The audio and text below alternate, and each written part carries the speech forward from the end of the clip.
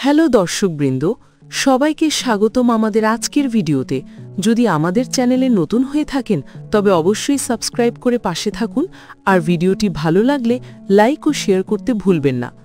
আজ আমরা কথা বলবো ৯০-এর দশকের এক সময়ের জনপ্রিয় চিত্রনায়িকা শিল্পী সম্পর্কে। ৯০ দশকের দর্শক নন্দিত নায়িকা শিল্পী, পুরো নাম আঞ্জুমান আরা শিল্পী হলেও তাকে শিল্পী নামেই চিনি সবাই। ১৯৯৫ সালের দিকে চলচ্চিত্রে অভিষেক ঘটে তার। মোহাম্মদ হুসেন প্রযোজিত ও রানা নাসির পরিচালিত প্রিয়জন চলচ্চিত্রে প্রয়াত অমর নায়ক সালমান শাহর বিপরীতে অভিনয় করেছিলেন তিনি। এই ছবিটি তাকে দর্শক জনপ্রিয়তা এনে দেয়। দর্শক জনপ্রিয়তার শীর্ষে থেকেও ২০০০ সালে চলচ্চিত্র থেকে নিজেকে সরিয়ে নেন শিল্পী। তার অভিনীত মুক্তিপ্রাপ্ত সর্বশেষ চলচ্চিত্র দুটি হচ্ছে নায়করাজ রাজ্জাকের প্রেমের নাম বেদনা এবং দেওয়ান নজরুলের সুজন বন্ধু। বর্তমানে অভিনয় ছেড়ে সংসার এবং ২ সন্তান ছেলে সানাদ ও মেয়ে অ্যাঞ্জেলিনাকে দিন কাটাচ্ছেন। চিত্রনায়িকা শিল্পীর প্রথম ছবি মোহাম্মদ হোসেন পরিচালিত বাংলার কমান্ডো ৯৫ সালের ১১ই মে মুক্তি পায়।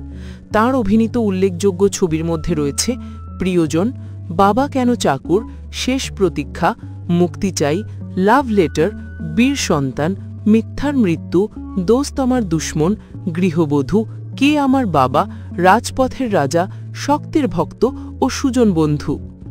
শিল্পী ও সালমান শাহের জুটি সে সময়ে দর্শকের কাছে ভীষণ জনপ্রিয় হয়ে ওঠে। একসঙ্গে তারা বেশ কয়েকটি ছবিতে অভিনয় করেছেন, যা বাণিজ্যিকভাবে সফল হয়েছিল। তার কেরিয়ারে মোট প্রায় ৩৬টি সিনেমায় অভিনয় করেন শিল্পী। এই সময়ের অনেক জনপ্রিয় পরিচালকের সাথেই কাজ করেছেন তিনি। কিন্তু সময়ের সঙ্গে সঙ্গে শিল্পী চলচ্চিত্র জগৎ থেকে দূরে সরে যেতে থাকেন। নতুন নায়িকাদের আগমন, সিনেমার ধারা পরিবর্তন এবং ব্যক্তিগত জীবনের কারণে তিনি ধীরে ধীরে অভিনয় থেকে সরে দাঁড়ান। পরে শিল্পী দেশ ছেড়ে চলে যান বিদেশে। বর্তমানে তিনি সুইডেনে স্থায়ীভাবে বসবাস করছেন এবং অভিনয় জগৎ থেকে পুরোপুরি দূরে রয়েছেন। এভাবেই এক সময়কার আলোচিত নায়িকা শিল্পী আজ দর্শকের স্মৃতির পাতায় রয়ে গেছেন।